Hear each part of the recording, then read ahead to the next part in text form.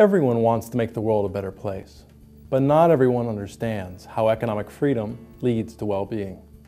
The cornerstones of economic freedom are personal choice, voluntary exchange, the freedom to compete in markets, and private property rights. These freedoms comprise the core of what's measured in the Economic Freedom of the World report, which provides further evidence of the positive relationship between economic freedom and economic growth. An easy way to see this positive relationship is by breaking up the countries of the world into 4 groups based on their economic freedom. In 2008, the 25% of countries with the least economic freedom had GDP per capita of just under $4,000. In contrast, the freest 25% of countries had GDP levels over $30,000 per person. What emerges from this figure is unmistakable. Freer countries have substantially higher incomes. But what does economic freedom have to offer those who don't directly value economic freedom, or the higher consumption levels that growth provides? What if, instead, you value living longer, or better health, or the well-being of the poor? Economic freedom is positively related to all of those things and more. For example, using the same 4 groups, let's look at the relationship between economic freedom and life expectancy.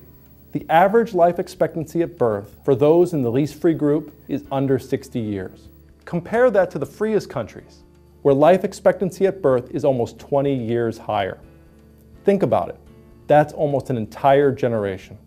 So one of the differences between economically unfree and economically free countries is how much time average citizens get to spend with their grandparents. So that was the average person. But what about the poor, the bottom 10%?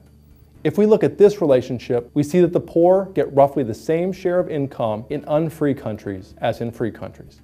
But remember, incomes are higher in more economically free countries.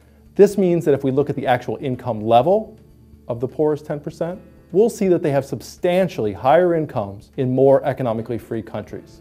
But it's more than just income. There's also a strong relationship between economic freedom and other good things, like happiness and life satisfaction. It gets better. The more economically free countries also have less of the bad stuff, from child labor to political corruption.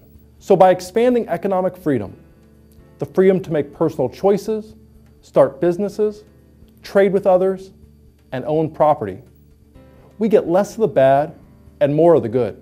Even if you could care less about economic growth, there's abundant evidence that economic freedom gives people both the liberty and wealth to improve the quality of their lives.